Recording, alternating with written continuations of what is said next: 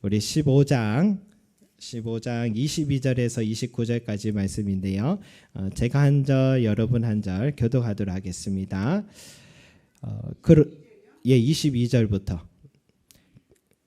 그러므로 또한 내가 너희에게 가려 하던 것이 여러 번 막혔더니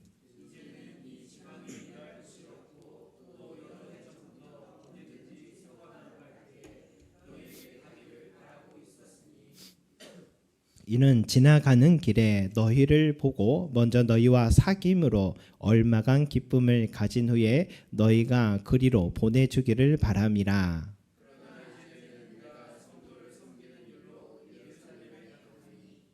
이는 마게도냐와 아가야 사람들이 예루살렘 성도 중 가난한 자들을 위하여 기쁘게 얼마를 연보하였음이라.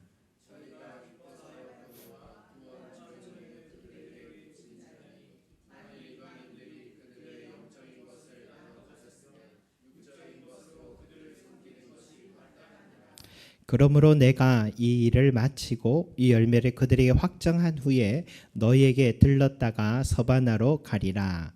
내가 너희에게 나아갈 때에 그리스도의 충만한 복을 가지고 갈 줄을 아노라. 아멘. 우리 로마서 15장 22절 29절 말씀을 함께 올려드렸습니다.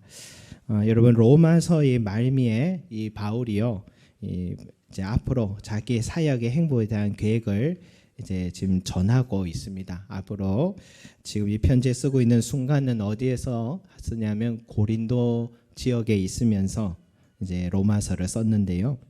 그는 사실을 이 로마에 직접 찾아가고자 했지만 22절에 보면은 내가 너희에게 가려 하던 것이 여러 번 막혔더니라고 그렇게 말씀이 나오죠.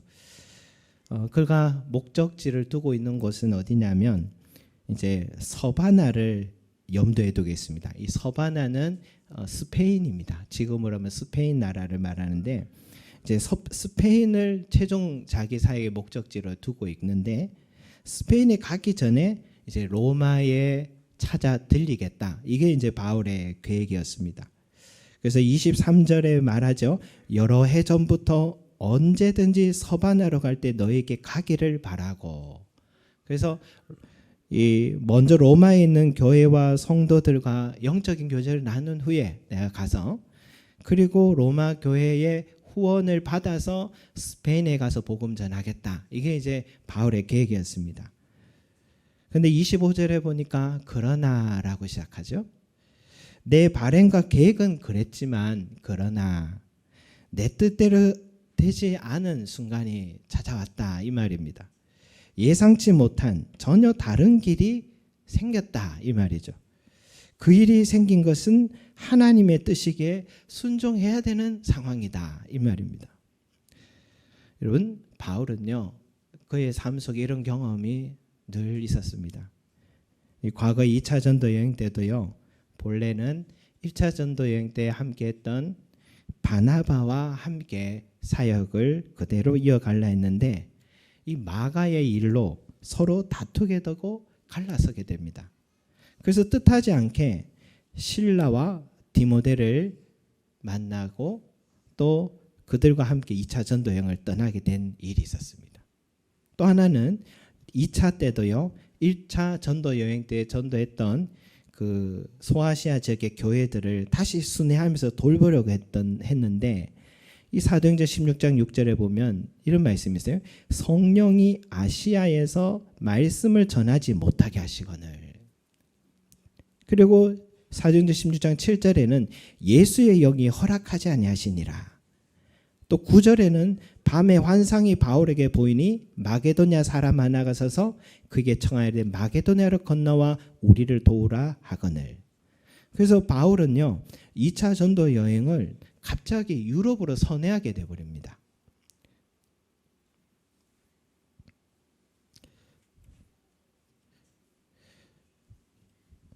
오늘 또 우리 조카 사회 목사님도 이렇게 새로운 임지로 이제 가시기 전에 이렇게 방문을 하신 건데 모든 사역자들의 걸음에는 하나님의 인도하심이 늘 있죠. 하나님 인도하심이 있습니다. 저도 같은 길을 걸으면서 지난 여정들을 가만히 돌아보면 하나님이 인도하셨다는 걸 느껴요. 가끔씩 어떻게 하다가 이렇게 인천에서 이렇게 오래 살고 있을까 이런 생각을 하면서도 이곳에도 주님께서 맡겨주신 또 주님의 양떼가 있기 때문이다. 이들과 함께 교회를 세우라는 계획이 와보니까 이전부터 하나님은 갖고 계셨구나 알게 됩니다. 그래서 이제 하나님을 신뢰할 수 있게 되죠. 앞으로도 또 계속해서 저를 통해서 이 교회를 또 세워가실 하나님의 계획도 있을 수 있지만 또 새로운 사역으로 인도한 것도 또 하나님의 주권 속에 있기에 늘 무엇이라고 장담할 수는 없는 것이죠. 23절에도 이제는 이 지방에 일할 곳이 없고라고 바울도 그렇게 생각을 했듯이 우리가 이 땅에 교회 세우고 예배드리고 제자 양육하는 이유는 이곳에 아직도 일할 곳이기 때문에 이곳에 있게 한 것이죠. 이곳에 아직도 주님 부름을 받아야 할 영혼들을 우리가 만나야 하기 때문에 일할 것이 있기 때문에 여기 있는 것이죠. 판단은 주님께 있습니다. 주님께서 보시기에 일할 곳이 있으면 계속 일하게 하고 또 이곳에 일할 곳이 없고 다른 곳에 또 일할 곳이 있으면 주님은 우리의 삶을 그곳으로 또 인도하시는 것이죠. 그런데 전에는 그걸 몰랐습니다. 내가 정하는 줄 알았습니다. 좋은 조건이 있으면 또 복지가 좋으면 그런 곳이 내 일할 곳이라 그렇게 생각했습니다. 그래서 누가 어느 교회 사역을 간다 하면 부러워했습니다. 와, 저런 교회 가면은 나중에 또 청빙 받을 확률도 또 높아지는데 하면서 부러워하게 됐습니다. 신학생 때 부교육자 때 그랬습니다. 그래서 조건이 좋은 곳에 내가 일할 곳이라 생각했죠. 그런데 조금씩 세월이 지나면서 조금씩 깨달아지는 것은 그 모든 것이 내가 정하는 것이 아니라 하나님께서 인도하시는 바로 그곳이 가장 행복한 사역지고 행복한 신앙생활이라는 것을 알게 되었습니다. 하나님께서 나를 통해 우리를 통해 또 한 영혼이라도 건지시려는 그 현장이 바로 내가 일할 곳임을 믿으시기 바랍니다. 바울은 이제 그 사실을 깨달은 거예요. 전에는 어떻게 하면 복음을 좀 더 효율적으로 내가 전할 수 있고 열방 모든 민족을 구원 얻게 할 수 있을까? 자기가 전략 세우고 시간 계산하고 일꾼들을 다 찾아다닌 거죠. 그런데 그것은 자기 생각이었어요. 자기 계획이 무산되고 예수님의 영이 가로막고 전혀 생각 못한 땅으로 보내주셨는데 그곳에 가니까 뜻밖의 사람들을 만나게 하시고 그들을 통해서 교회를 세우시고 더 많은 사역들을 하게 하시는 과정을 보면서 내 계획보다는 하나님의 계획이 훨씬 크고 많은 열매를 맺게 하신구나 깨닫게 된 것이죠. 그때부터는요, 열리면 감사하며 걸어가고 막히면 더 좋은 길로 인도하시려나 보다 하고 주어진 그 현장에서 최선을 다했던 그런 삶이 된 것이죠. 여러분, 교회만 그러겠습니까? 우리 성도들의 삶 속에서도요, 내가 계획하지 않으면 남들보다 뒤처질까 걱정이 되고 내 계획이 막히면은 이러다가 무너지는 건 아닐까 염려가 될 때가 있죠. 교회 일만 거룩한 게 아니고 내 삶 전체가 거룩한 곳입니다. 내 몸도 가정도 직장도 다 사업장도 다 거룩한 것입니다. 그래서 요즘 경기가 어려우니까요. 매출도 어려울 수 있습니다. 하지만 우리 그리스도인 경영자라면 이런 마음을 가져야 되죠. 공중의 새를 보라. 심지도 않고 거두지도 않고 창고에 모아 들이지도 아니하되 너희 하늘 아버지께서 기르시나니 너희는 이것들보다 귀하지 아니하냐. 이 예수님 말씀을 마음에 간직하면 오늘 매출이 좀 줄여도 염려가 되지 않고요. 분명히 공중의 새들보다 더 귀하지 않느냐 하셨기 때문입니다. 또 오너가요, 환경에 의해 기복이 막 있으면은 직원들도 자연히 일에 집중이 잘 안 되고 손님들도 신뢰를 갖기 어렵기 때문에 그런 어려움들이 생기거든요. 그뿐 아니라 그 평정심은요, 이 어디서 오느냐? 하나님을 향한 믿음에서 흘러나오기 때문에 하나님께서 그 믿음 보시고 은혜를 베풀어 주시기 때문에 잘 될 수밖에 없는 것입니다.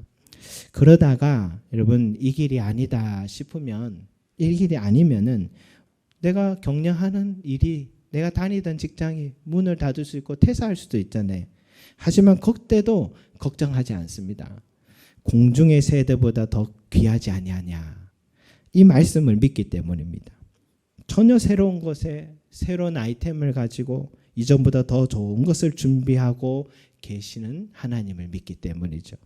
이것이 바로 목회자나 성도나 내 뜻이 아니라 주님의 뜻을 바라고 살아가는 삶입니다. 여러분, 이런 사람은 세상이 감당하기 어려운 사람이다 말할 수 있는 거죠. 바울은 지금 그런 경험들이 많이 있기 때문에 낙심하지 않습니다. 환상으로 마게도냐로 가라고 해서 갔더니 귀신 들린 요정이 너무 불쌍해서 치유해줬더니 갑자기 감옥에 끌려가서 심한 매를 맞고, 그는 하나님이 보내셔서 이곳에 왔는데 어떻게 저에게 이런 시련을 주십니까 하고 원망을 하지도 않았습니다. 도리어 그 캄캄한 감옥에 무거운 착고가 차 있는 처지에도요, 두 손 들고 하나님께 감사와 찬송을 드렸습니다. 그런데 뜻밖의 일이 일어나죠. 그 절망의 장소에서요, 복음의 꽃이 피고 교회의 기초가 서게 됐습니다. 갑자기 감옥에 지진이 일어나고요, 옥문이 열려서 자결하려던 간수가 바울에게 복음을 듣게 되고, 그 간수와 간수의 가족이 그 복음을 구원 얻은 그런 가족이 된 것이죠. 그 가족이 유럽의 첫 교회의 첫 열매가 된 겁니다. 여러분, 하나님의 일하심이란 이런 겁니다. 최악의 상황에서도요, 가장 좋은 것을 이루어 가시는 하나님. 그래서 우리는 하나님의 계획을 끝까지 신뢰하며 나아가는 것입니다. 그래서 지금도요, 로마로 가려고 수년 동안 마음먹고 있었는데 갑자기 예루살렘에 기근이 생기고 예루살렘 교회에 가난한 자들이 속출한다는 소식 듣고, 이 유럽 땅에 바울이 통해 세워진 교회들이요, 기쁨으로 헌금을 모아서 예루살렘 교회를 돕고 싶다는 마음이 일어나고, 그래서 바울은 그 헌금을 전달하는 일을 우선으로 하게 된 것입니다.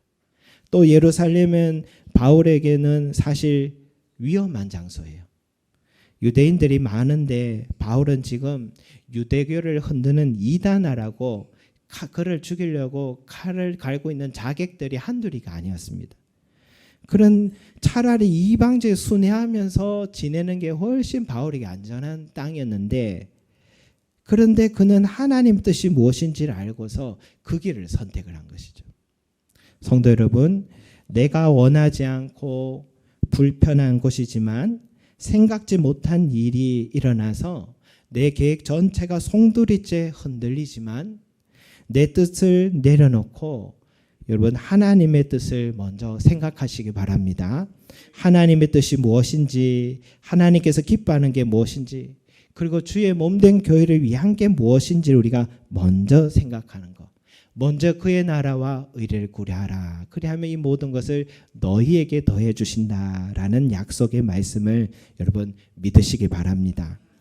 또 바울의 삶에서 우리가 배워야 할 것은 이 섬김의 삶입니다. 섬김의 삶. 로마서 12장부터요, 이 그리스도인의 삶에 관해서 이렇게 기록해 두었는데, 로마서 1장부터 11장까지는 복음의 핵심이 다 기록되어 있죠. 우리 영혼의 구원의 길을 안내해 준 것이 로마서 1장부터 11장까지라면 12장부터는 그러면 우리는 어떻게 살아야 할 것인가, 그게 16장까지 말씀이죠. 그 중에서 이 바울은요, 우리가 어떻게 살아야 될 것인가 얘기를 하는데 이 섬김에 대한 주제를 많이 강조했습니다. 그러니까 로마서는 핵심은 내가 구원받은 자로서 이제 해야 할 일은 섬김의 삶이다. 이게 로마서의 핵심이라고 볼 수 있죠. 로마서 12장 1절에 이런 말씀이 있습니다. 너희 몸을 하나님이 기뻐하시는 거룩한 산제물로 드려라. 이는 너희가 드릴 영적 예배니라. 여러분, 우리가 예배하면 오늘 이렇게 모인 공예배, 주일 예배, 주중에 드리는 공적 집회, 이거를 예배라 하지만 이것도 소중한 예배죠. 그러나 우리 몸으로 드리는 예배가 있다. 그것은 뭡니까? 섬김입니다. 섬김. 이 섬김이 영적인 예배라는 겁니다. 성도 여러분, 하나님이 기뻐 받으시는 영적 예배자가 되기를 소망합니다. 섬긴다는 게 뭐냐? 로마서 12장에서 시작하면서 이제 은사에 대한 이야기를 시작하는데, 은사가 다양하다는 겁니다. 은사를 주신 목적이 주의 몸된 교회를 섬기라고 주신 것이다. 내 시간, 내 물질, 내 재능 쓴다는 것은 어떻게 세상 사람들을 보기에는 손해처럼 보입니다. 그러나 하나님을 기쁘시게 하는 예배다라고 생각하면 달라지는 겁니다. 하나님이 기뻐 받으시는데 가만히 계실 분도 아니죠. 하나님은 기쁘게 받으신 하나님이 가만히 계실 분이 아니잖아요. 그래서 우리는 기꺼이 드리게 되는 겁니다. 손해가 아닌 걸 알기 때문입니다. 그것을 예배라고 생각하지 못했기 때문에 우리는 기꺼이 섬기지 못했던 것입니다. 또한 성도들의 쓸 것을 공급하며 손대접하기를 힘쓰라 라고 12장 13절에 나오는데, 여러분, 성도들의 쓸 것을 공급하는 거, 이 섬김 또한 영적인 예배입니다. 어느 성도는요, 조용히 몸이 약한 성도에게 전달해 달라면서 이 홍삼 액기스를 부탁하시는 분이 있었어요. 또 어떤 분은 이름 없이 또 목사님, 사모님들이 식사 대접을 좀 해달라면서 또 조용하게 섬기고 하는 분이 있어요. 그래서 얼굴도 모르는 그 목회자들에게 식사를 대접하고 섬겨주셔서 그 교회 목사님, 사모님들이요, 누군지는 모르지만 참 감사합니다라고 고마운 마음 표현하시고 힘을 얻는 모습을 보습니다. 이런 게 다 하나님이 기뻐 받으시는 예배다라는 겁니다. 또 로마서 12장 20절에 내 원수가 줄이거든 먹이고 목마르거든 마시게 하라. 그리함으로 내가 숯불을 그 머리에 쌓아 놓으리라. 여러분, 교회 생활하다 보면 원수 될 일이 있습니까? 없습니까? 있죠. 그죠? 원수같이 보일 때가 있죠. 그죠? 그런데 성경은요, 할 수 있으면 화목하라. 그래 얘기합니다. 그런데 화목해야겠는데 원치 않게 원수 될 일이 생깁니다. 이건 어쩔 수가 없어요. 사람들이 모여 있는 곳이기 때문에. 그럴 때에 미워만 하면은 누구 손해라고요? 내 손해. 내 속이 아파요. 내 속이 자꾸 아파요. 그때는 오늘 이 말씀처럼 원수가 줄일 때 섬겨주라라는 겁니다. 그러면 그 섬겨주면 그때서야 깨닫기 시작하는 겁니다. 서로가 자기 자신을 깨닫기 시작하고 다시 화목할 수 있는 길이 열리게 되는 것이다. 그래서 미운 사람을 대접할 때 하나님께서 그것을 기뻐 받으시는 예배로 받아주신다는 겁니다. 여러분, 이것이 영적인 예배입니다. 대접하시기 바랍니다. 미운 사람 있으면 꼭 대접하시기 바랍니다. 또 로마서 13장 8절에는요. 피차 사랑의 빛 외에는 아무에게든지 아무 빛도 지지 말라. 남을 사랑하는 자는 율법을 다 이루었느니라. 여러분, 교회에서요, 돈 거래는 절대 하지 마시기 바랍니다.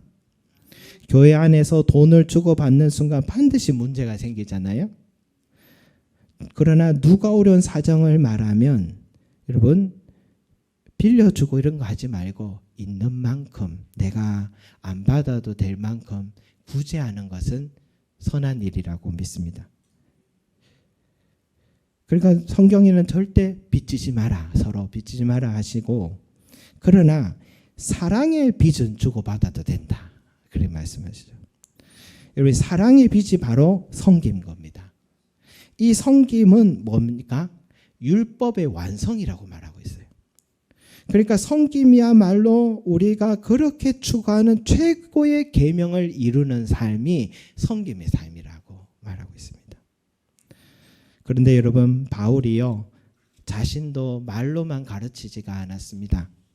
오늘 우리가 읽은 이 말씀에서도요, 지금 예루살렘 교회가 심각한 기근으로 가난한 자들이 속출할 때 이 바울은 복음만 전하지 않고요, 내가 세운 교회들이 평안하다며 안주하지 않았습니다.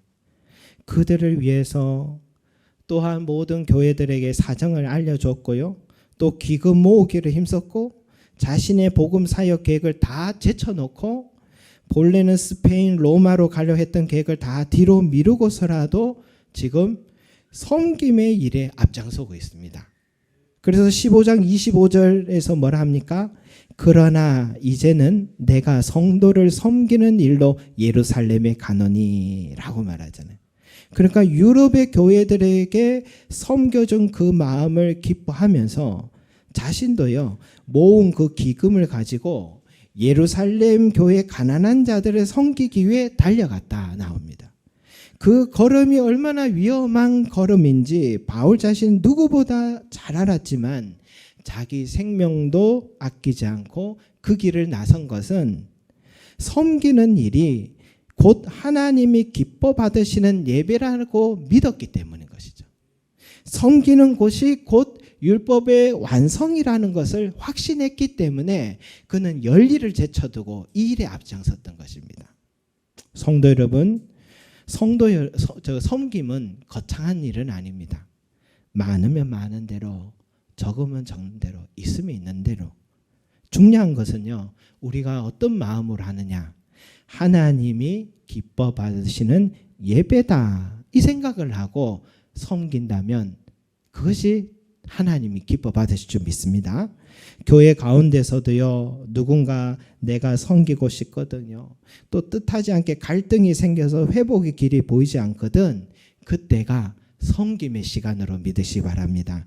내가 이 교회에 부름받은 것은 내게 주신 은사가 있기 때문이고, 내가 잘하는 그것으로 몸된 교회를 섬기는 저와 여러분이 되시길 소망합니다. 더불어서요, 내 계획과 뜻대로 되지 않아서 답답하고 낙심이 찾아올 때, 그때 꼭 생각해야 될 말씀은 공중에 나는 새들을 보라. 그것들보다 귀하지 아니하냐. 그 예수님의 약속 말씀을 신뢰하면서요, 이제는 염려, 불안, 두려움으로 우리 하루하루 보내지 말고 소망과 믿음과 평안으로 주님의 뜻에 내 몸과 마음과 삶을 맡기시는 저와 여러분 되시기 바랍니다.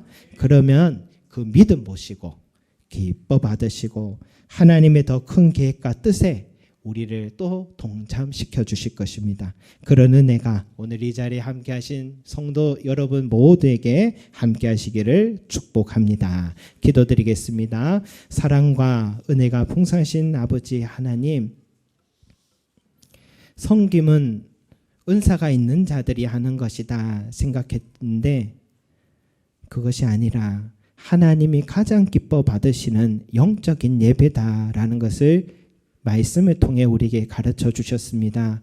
하나님이여, 우리의 삶에 영적인 예배가 충만하게 하여 주시옵소서. 나의 삶 속에 주님께서 섬기라고 하는 순간들이 있을 때마다 잘 섬기게 하여 주시고, 또한 손님 대접을 잘하게 하시고, 원수 맺었던 일이 있으면은 내가 먼저 손 내밀고 섬기게 하여 주시옵시고, 또 아버지 하나님, 우리의 삶에 주여 또 어려운 형편의 이 소식을 들으면은 하나님, 우리의 손길이 율법을 완성하는 자로서 살아갈 수 있도록 은혜 더하여 주시기를 소망합니다.